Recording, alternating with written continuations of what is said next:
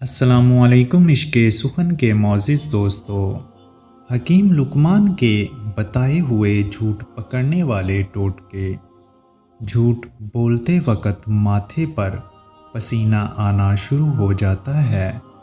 جھوٹ بولتے ہوئے بندے کی آنکھیں ادھر ادھر گھومتی ہیں۔ جھوٹ بولتے ہوئے آدمی کے الفاظ میں توازن نہیں ہوتا۔ جھوٹ بولتا ہوا آدمی 2 سے 3 بار قسم اٹھاتا ہے۔ سفید جھوٹ بولنے والا آدمی ہمیشہ پسینے سے شرابور ہوتا ہے۔ کوئی جب جھوٹ بولے گا تو وہ تم سے نظریں نہیں ملائے گا۔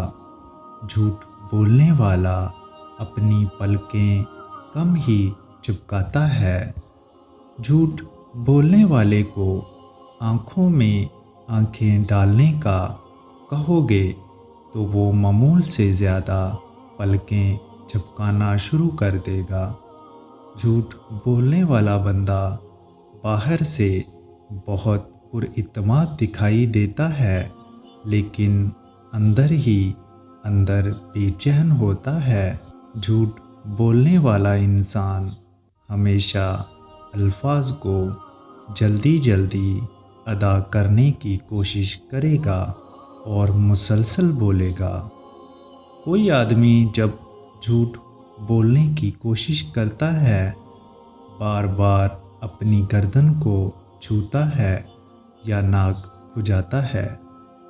جب کوئی بندہ بات کرتے ہوئے منہ پر ہاتھ رکھے تو سمجھ جاؤ وہ جھوٹ بول رہا ہے۔